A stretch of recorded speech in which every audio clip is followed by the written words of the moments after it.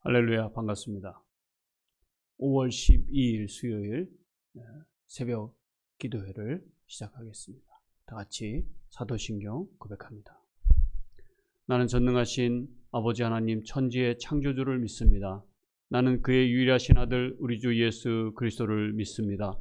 그는 성령으로 잉태되어 동정녀 마리아에게서 나시고 본디오 빌라도에게 고난을 받아 십자가에 못 박혀 죽으시고 장사된 지 사흘 만에 죽은 자 가운데서 다시 살아나셨으며 하늘에 오르시어 전능하신 아버지 하나님 우편에 앉아 계시다가 거기로부터 살아있는 자와 죽은 자를 심판하러 오십니다. 나는 성령을 믿으며 거룩한 공교회와 성도의 교제와 죄를 용서받는 것과 몸의 부활과 영생을 믿습니다. 아멘. 이 찬송가 420장 함께 찬양하겠습니다.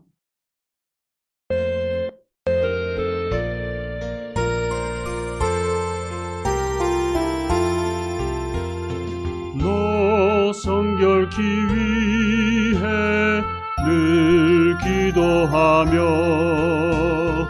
너 주 안에 있어 늘 성경 보고 온 형제들 함께 늘 사귀면서 일하기 전마다 너 기도하라. 너 성결케 위해 내 머리 숙여 저 은밀히 계신 내 주께 빌라. 주 사귀어 살면 주 닮으리니 널 보는 일마다 주 생각하리. 너 성결케 위해 주 따라가고 일 다급하여도 당황치 말고 참 즐거울 때나 또 슬플 때나 너 주님만 믿고 늘 따라가라. 너 성결케 위해 늘 기도하며 내 소원을 주께 다 맡기어라. 너 성령을 받아 주 섬겨 살면 저 천국에 가서 더 잘 섬기리.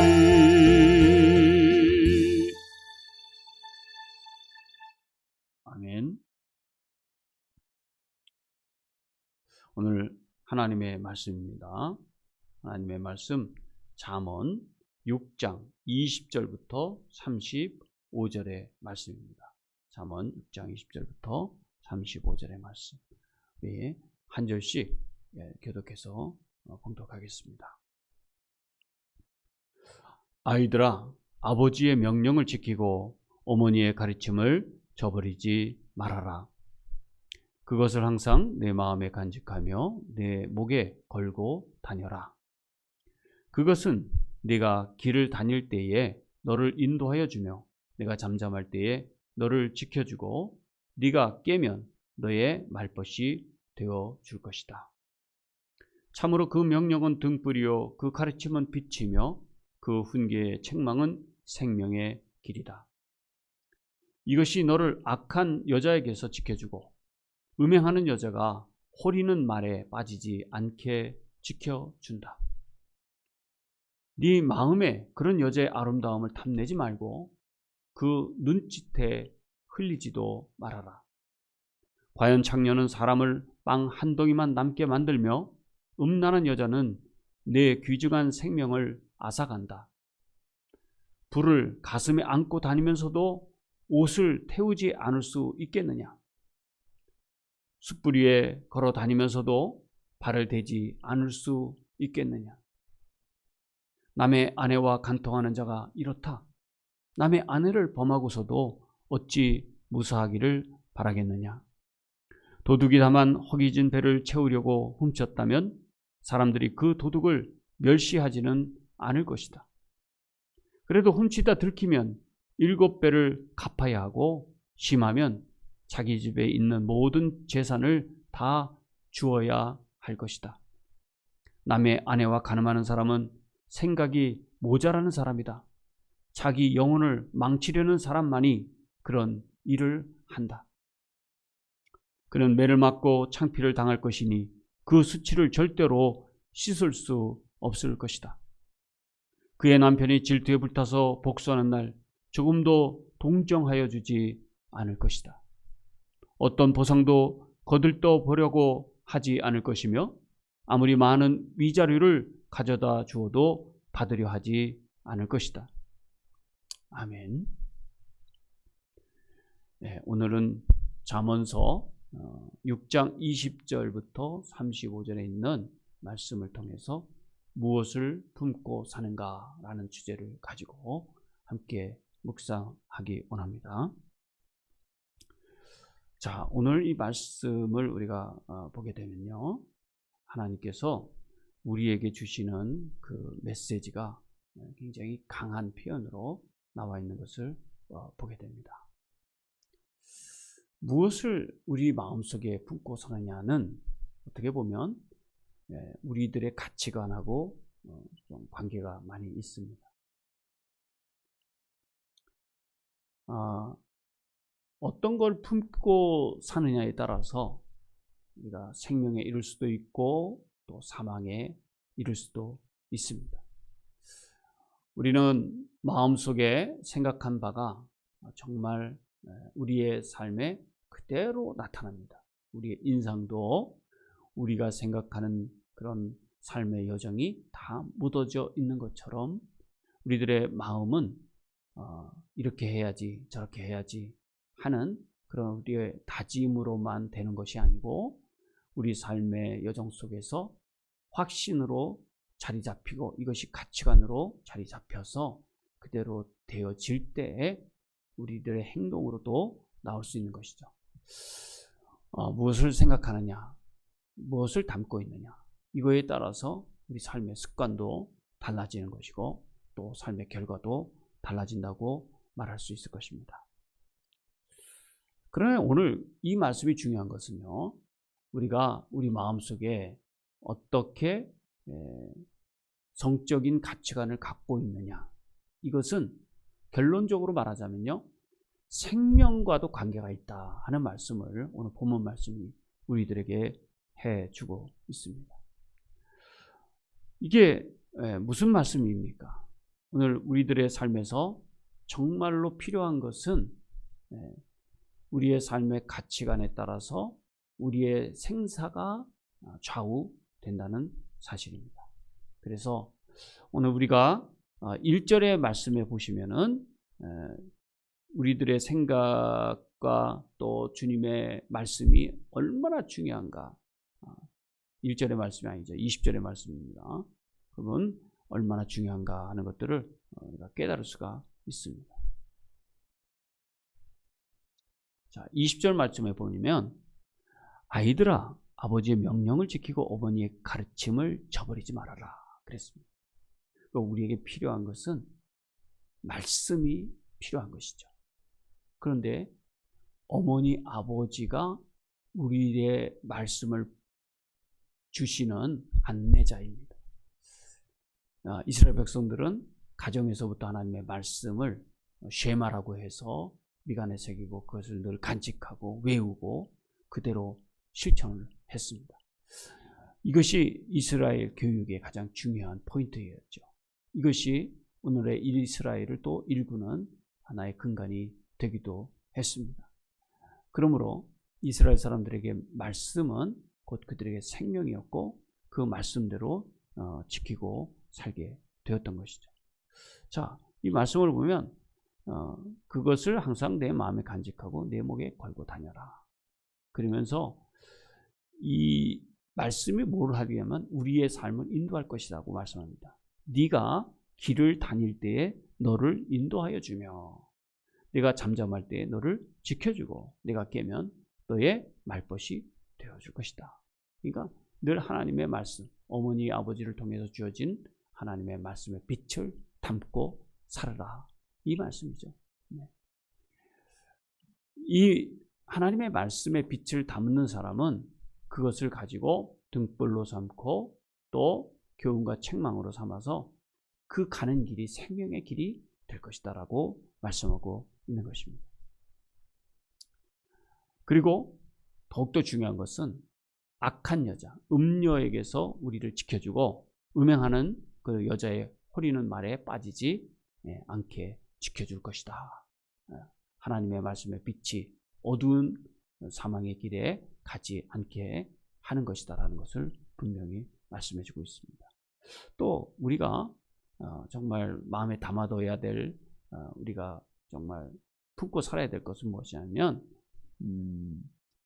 정욕의 불을 품고 살지 말아야 합니다.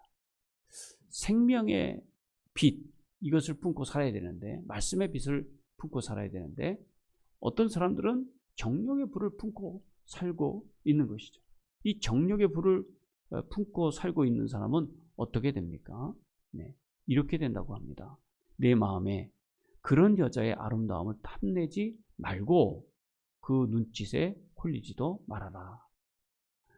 과연 창녀는 사람을 빵 한 덩이만 남게 만들며 음란한 여자는 내 귀중한 생명을 앗아간다. 마음속에 정욕의 불을 품고 사는 사람은 이 불은 언젠가 모두 다 태운다는 거죠.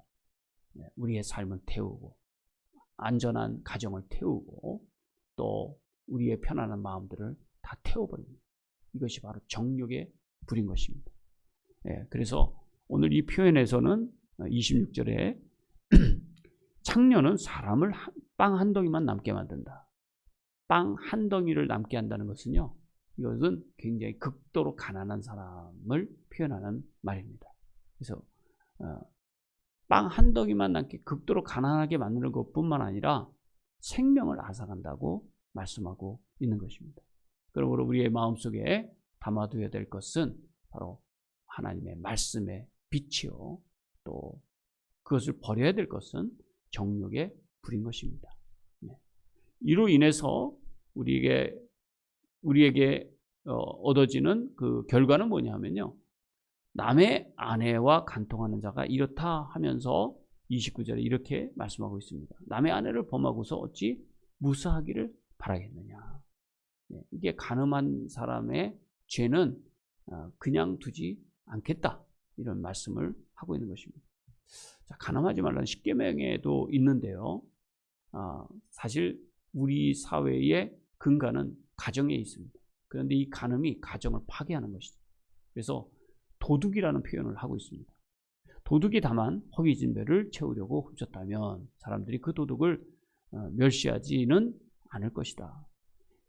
어떤 물질적인 도둑보다는 남의 가정에 배우자를 훔쳐가는 그런 간음의 죄는 용서받지 못할 죄다라는 것을 말씀하고 있습니다. 31절 말씀. 그래도 훔치다 들키면 7배를 갚아야 하고 심하면 자기 집에 있는 모든 재산을 다 내주어야 할 것이다. 예. 그러니까 앞에 절에 말한 어떤 빵을 훔쳐낸다 하는 것하고는 비교가 되지 않는다. 간음의 죄가 이렇게 크다 하는 것을 말씀하고 있습니다. 32절. 남의 아내와 간음하는 사람은 생각이 모자라는 사람이다. 자기 영혼을 망치려는 사람만이 그런 일을 한다. 단순히 이것은 육적으로 범하는 그런 죄가 아니라 우리의 영혼을 망가뜨리는 그런 죄다라고 말씀하고 있는 것입니다. 33절. 그는 매를 맞고 창피를 당할 것이니 그 수치를 절대로 씻을 수 없을 것이다. 용서받지 못한다는 것이죠. 그의 남편이 질투에 불타서 복수하는 날 조금도 동정하여 주지 않을 것이다. 가정 파괴범의 종말이 이렇게 비참하다. 다른 사람들이 동정해 주지도 않는다라고 말씀하고 있습니다. 마지막 35절입니다. 어떤 보상도 거들떠보려고 하지 않을 것이며 아무리 많은 위자료를 가져다 주어도 받으려 하지 않을 것이다. 그러니까 이게 화해가 안 된다는 것이죠. 이미 깨어진 것을 붙여도 무슨 붙일 수가 없는 그러한 간음의 결과이다라고 말씀하고 있습니다. 자, 오늘 우리가 한번 말씀을 같이 한번 정리 한번 해보도록 하겠습니다. 우리 마음속에 무엇을 품고 사느냐에 따라서 삶의 결과가 달라지는데, 특별히 우리 마음속에 하나님의 말씀의 빛을 담는다면 음란한 생각들을 다 제어할 수 있고, 또 그 생각들을 다 없애버릴 수 있고 지켜줄 수 있다. 그 생명의 길로 가게 하는 것이다. 그러나 우리의 마음속에 이 정욕의 불을 끄지 않고 그것을 담아두고 살게 되면 초가상간을 다 태우듯이 우리의 삶을 태우는데 영혼까지, 그다음에 죽음의 길까지 가게 되는 것이다. 이 간음의 죄는 용서받지 못하는 죄다라는 사실을 우리에게 말씀해주고 있습니다. 우리가 마음에 담아둬야 될 것은 말씀의 빛입니다. 우리의 마음에 담아두지 말아야 할 것은 정욕의 불입니다. 그래서 간음의 죄를 어떻게 우리가 감당할까? 정말 사망의 길까지, 영혼까지 피폐하게 만드는 이 간음의 죄를 우리가 경계해야 할 것입니다. 살다 보면 유혹을 받을 때도 있습니다.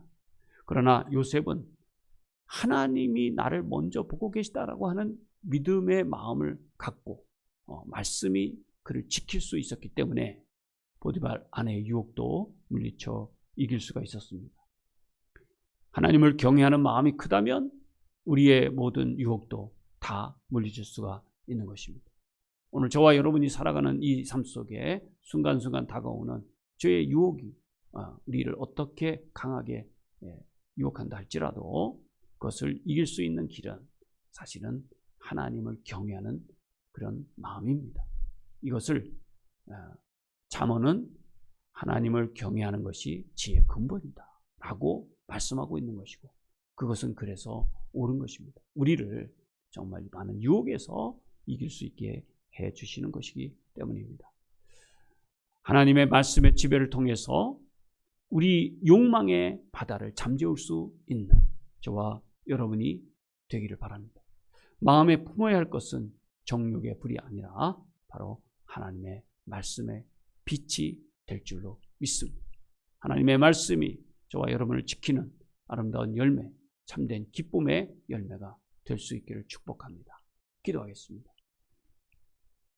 하나님 아버지, 귀한 주님의 말씀을 통해서 우리에게 다가오는 유혹들을 이겨나가기를 원합니다. 특별히 정욕의 불을 끄게 하시고 간음의 죄로 인하여서 영혼이 피폐되고 우리의 사망의 길까지 이르는 위험에 빠지지 아니하도록 하나님의 말씀의 빛이 더욱더 우리를 흥황케 하여 주시옵시고 주님을 경외하는 삶으로 승리하는 인생을 살아가게 하여 주시옵소서.